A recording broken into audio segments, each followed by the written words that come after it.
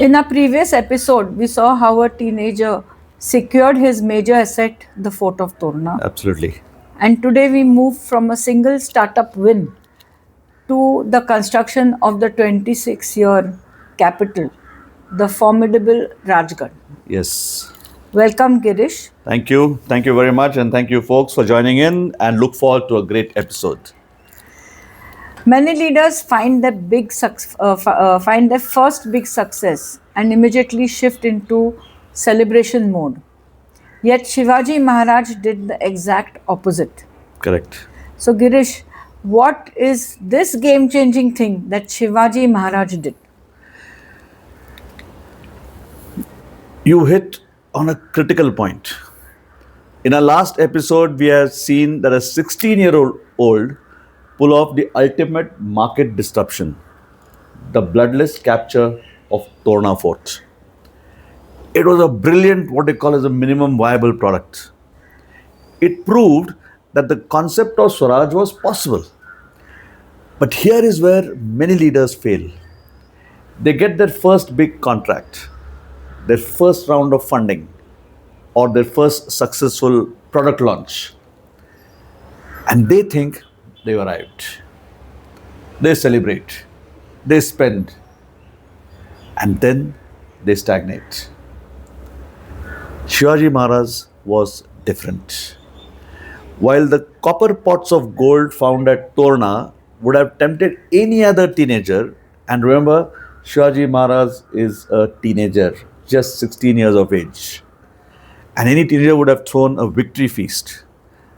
The CEO of Swaraj did something that should be studied in every MBA program today. He didn't just look at the gold, he looked at the neighboring hill of Murumdev. He knew that Torna was a tactical win, but to build a nation that would last centuries, he needed a strategic capital. He needed a place that wasn't just a fort, but a command and control center. Today, we explore the construction of Rajgad, the fort that served the Maratha as the capital of the Maratha Empire for 26 years. And this isn't just the story of a stones and mortar.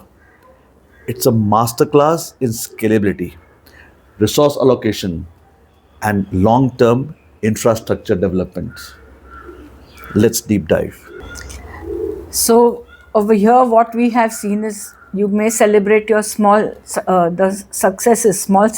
We always say celebrate your small successes, but you can't go on a world tour with what you have earned. Absolutely. Especially your first success. Yeah, first success, right. So now my next question to you. Shivaji Raje already he has captured the Torna. Then why not just stay at Torna? Why go in for building the Rajgad? That is a difference between a manager and a visionary. Torna was brilliant for disruption, but it was geographically isolated, inaccessible, and not suitable for a command center. While a great fort, impregnable fort, but as a command center, there's certain things that you need for a command center. This hill called Murumdev, which he then later renamed as Rajgad. Rajgad means literally the king's fort, was a masterpiece of first natural architecture and then constructed architecture.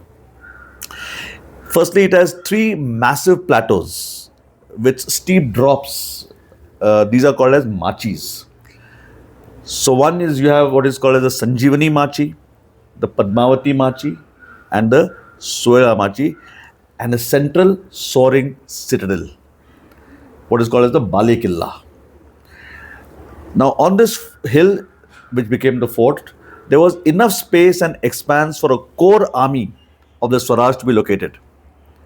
And most importantly, it had the water availability to sustain a large force, which was not there on Torna. That had limitations. Okay. One major leadership lesson that one can draw from this simple thing is that when you start getting your wins, you must build your infrastructure for scale. In business, your Torna is your first successful office or product.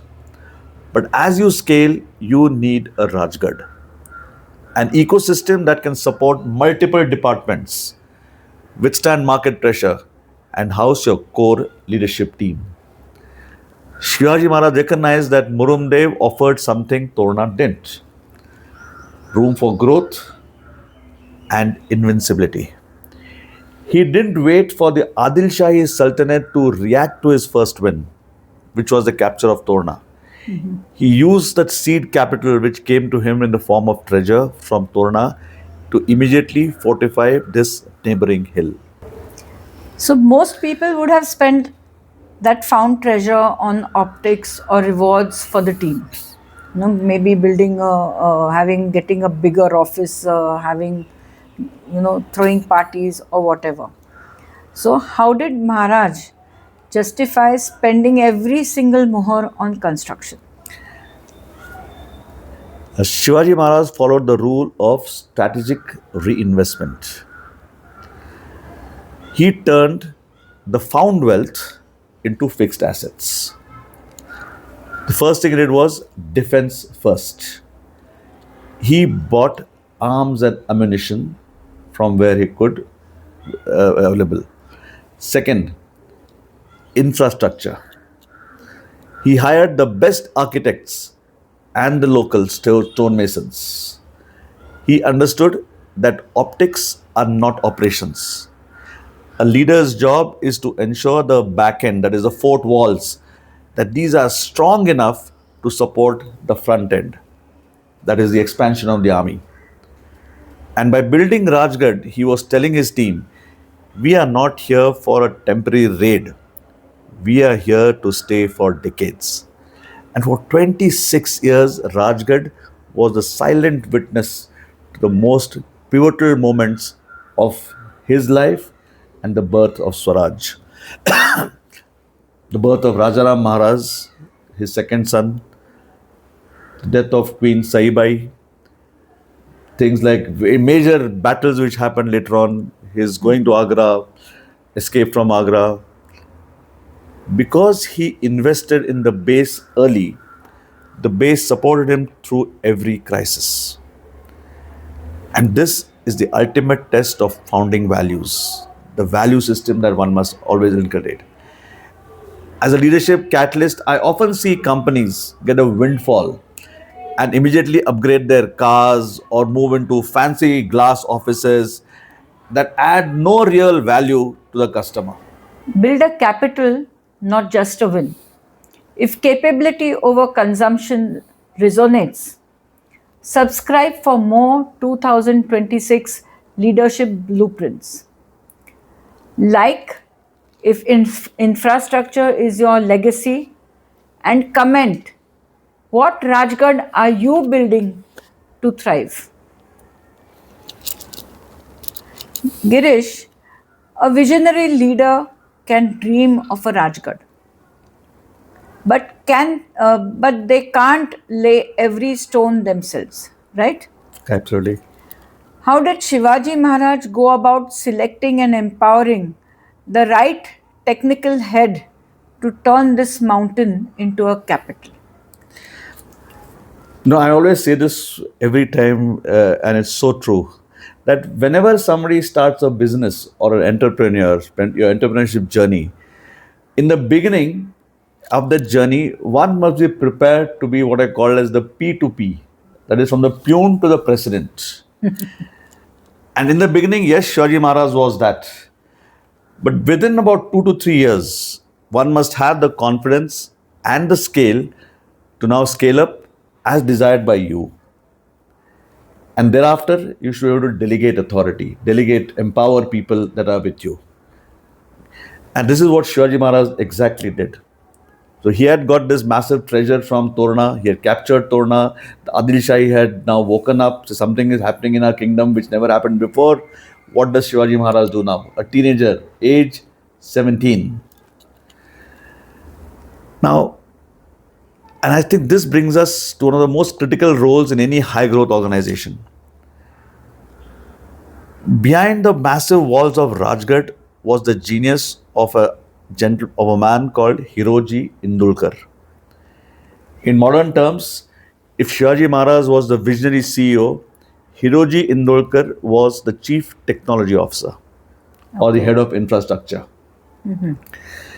And from this simple thing, three lessons emerge. I would say the first lesson, trusting the domain expert. Shivaji Maharaj didn't just hire a contractor, he identified a man who shared the Swaraj value system. Hiroji was known for his absolute integrity and technical brilliance. And a major lesson is hiding here. When you are building your capital, don't hire just for skill, hire for alignment. Alignment with your purpose, with your vision, and your value system. You need an architect who understands why the walls need to be that thick and not just someone who can follow a blueprint. Lesson number two, I call this as a strategic delegation and autonomy. Shivaji Maharaj gave Hiroji the strategic brief of that the fort must be invincible, it must have multiple zones of defense, what is called as the Machis. They are powerful, impregnable, and it must be self sustaining. It must be able to withstand a siege. And then Shivaji Maharaj stepped back and let the expert execute. Micromanagement kills innovation. Maharaj provided the intent and Hiroji Indulkar provided the implementation. This autonomy is what allowed Hiroji Indulkar to create the defense in depth layers that made Rajgad the most difficult fort to capture for over 2 decades. It was never captured, in fact. Shivaji Maharaj later shifted his capital from Rajgad after 26 years to a different place because of some other reasons. Lesson number three, building for the future. That is the scalability mindset. Now, Hiroji didn't just build for the 1640s. He built a structure that would remain the nerve center of the Maratha Empire for 26 years. And in modern day, some people may like it, may not like it. When you look at New Delhi, the capital was designed somewhere in the beginning of the 19th century, 20th century. 19, what, 16, 17, something like that. I don't remember the exact years, but somewhere there. Okay. And the roads built then are still valid today after Absolutely. almost 100 years. Absolutely. That is vision. He designed the Balekilla, the citadel, so high and so steep that it served as the ultimate fail-safe. In modern day parlance, your tech lead, your operations head, these people must build systems that don't just solve today's problems. They should have the foresight to think ahead 5 years from now and not just solve these but can handle the load of the next 5 years. That should be their vision of your team. Folks, you're a 16 years old guy, teenager. What wisdom and leadership skills does a 16-year-old have? I mean, Shivaji Maharaj was undoubtedly a prodigy. Absolutely. So I would like to request all the audience, everyone who is watching this video, to like, share, and subscribe to the channel. Also, do comment about your aha moments. This gives us motivation to Absolutely. bring more such insightful content. So please do like, share, and subscribe. My next question to you, Girish, is that Rajgad is famous for its 3 Machis, as you mentioned. Yes. From a strategic standpoint, what was the purpose of this complex design? Why have such a complex design? The design, it is your command and control center, your capital. Each machi, that is the steep defensive plateau of Rajgad is like a specialized department in a high performance organization. The Sanjeevani Machi, a defensive masterpiece with double layered walls. And if you visit it, it's mind boggling the way they constructed it. The second is Suela Machi. This was the watchtower over the surrounding valleys. Okay. And then we have the Padmavati Machi, which was the administrative and the residential hub. And every machi has got amazing defensive and strategic importance to play if ever a siege or attack ever happened. Meticulously planned. They're not just random stone structures which have been put up. The strategy was simple yet genius. Redundancy in and defense in depth. If one part of the fort was under pressure, the others could support it, which means every other part also had to have sufficient water. They had to have the granaries to support the food. They had to have the weapon storage. So, beautifully designed. I recommend everyone to visit Rajgad at least once. Now, if the lower plateaus were lost, then the Bali Killa or the citadel remained as the ultimate unconquerable point. Okay. Even today, to get, in fact, I remember I'd been to Rajgad first I was in my ninth standard. That was way back in 1975, 74, 75. I visited Rajgad. That time with Dr. Baba Saheb Purandare was there. Chandrakant Wakankar was one of them. Okay. And we could not reach the Bale Killa because the steps were broken out. Now today, of course, they've got a steel staircase which goes up, so you can go there. But you just look at that place in amazement, how they would have constructed it. It is such a fantastic thing. I would say this gives us one major leadership lesson. Does your organization have defense in depth? If your main product fails, or if your CEO or your HOD is not there for a week, does your organization come to a standstill? No, boss is not there, therefore I cannot take a decision. Your organization is finished. And we see this every day nowadays. So that is, you must always have secondary machis. That means the secondary levels of leadership. They must be empowered that if the leader is not there, then they should be able to take decisions in the absence of the leader. Organization cannot come to a standstill. We can also call this as a secondary revenue stream to sustain you. And Shivaji Maharaj built Rajgad so that even if the valleys were full of enemies, the heart of the movement remained safe. And this came multiple times. All this was displayed imagine Shivaji Maharaj was interned in Agra. I think roughly about 6-7 months he was away from the capital. The nation didn't crumble. They sustained it and they built it. That's very generals. He created that. It didn't happen by chance. So he built resilience into every stone. Why did he stay there for so long? Even after he became more powerful, he didn't move the capital to more comfortable city or more better place than being on Rajgad until much later. Okay, you use the word better place, right? Now, yeah, it depends on us what better place means, because Rajgad was but it's remote. Even today, it's in the hills. Getting there even today is a challenge. So imagine in 1647 or so, that definitely was a big challenge. Why would the CEO of Swaraj still choose to stay in a remote, inaccessible place for 26 years? It's an excellent question. He could have stayed in Pune. He could have stayed to Pune because Pune was his Jagir. His father's Jagir was Pune. So they could have shifted to Pune. There was a Lal Mahal, the palace in Pune already there. He didn't shift there. Why? Because Rajgad was a force multiplier.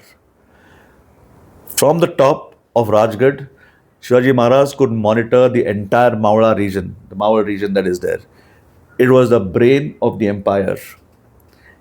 In leadership, we call this as the command center mindset. A leader needs a place where they can see the big picture without being distracted by the noise of the daily skirmishes. And there are many of them happening.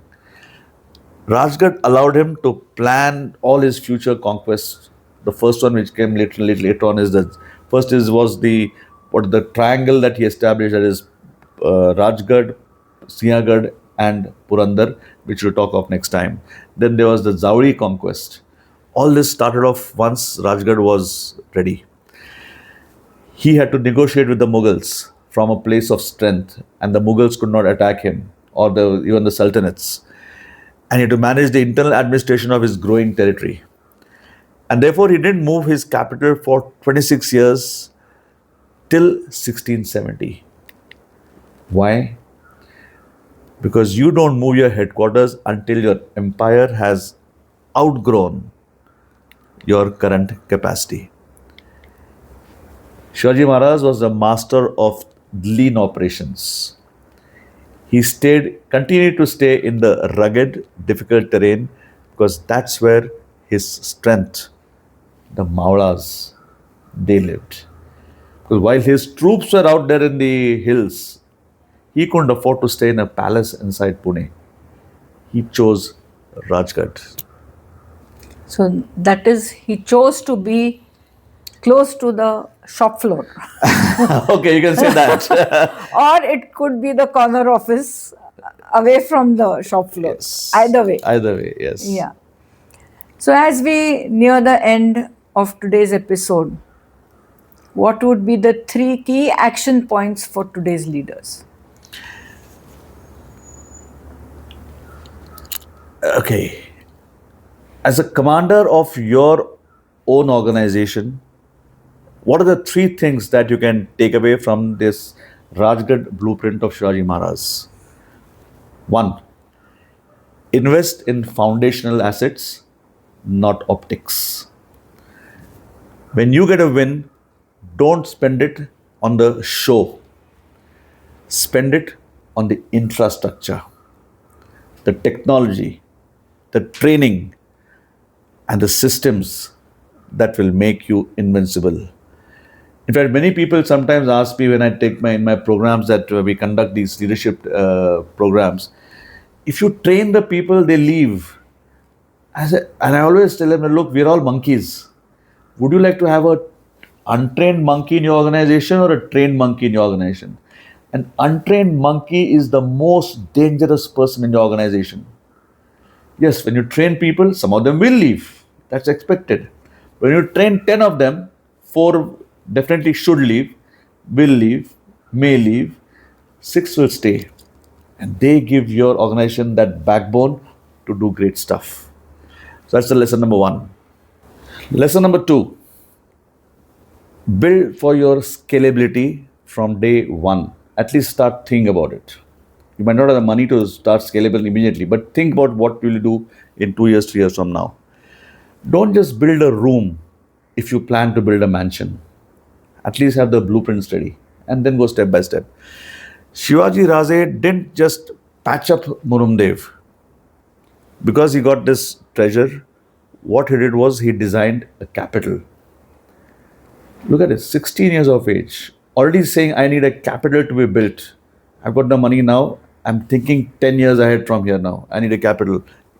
Ask yourself, is your current team structure built for that is your current 10 employees maybe, or will it break when you have 100 employees, your current roles?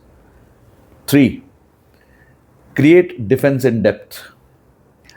Identify the Bale Killa, the one core part of your business that must never fail. Ensure you have multiple layers of protection, the Machis, around it, whether that's diverse revenue streams or high performance, loyal Maura teams. The construction of Rajgad was the moment Swarajya moved from a rebellion to a state. It was a physical manifestation of a 16 years old's discipline. And as the walls of Rajgad grew higher, the eyes of the Sultanate grew narrower. The disruption was no longer a secret. The monopolies, the sultanates, were getting ready to strike back. And next week, we will explore another masterpiece in this Swarajya journey of Shivaji Maharaj. How Shivaji Maharaj secured a defensive triangle around Pune. A masterclass in moving from a single headquarters to an impenetrable network of regional dominance. And we'll see how Shivaji Maharaj built a buffer zone of resilience that ensured the core of Swaraj remained untouched, even when the biggest monopolies of the 17th century came knocking. And he knew they would. I want you to look at your organization today. Are you still living in a temporary tent, or are you building your Rajgad? Thank you, Girish. Folks, before you log off, do like, share, and subscribe to the channel. And do not forget to put your aha moments in the comments. That will obviously give us more topics and more motivation to come up with Absolutely. these videos. And let's take a deep dive again next week. And we'll see you next week for the defensive triangle around Pune. Thank you guys. Jai Hind. Jai Hind.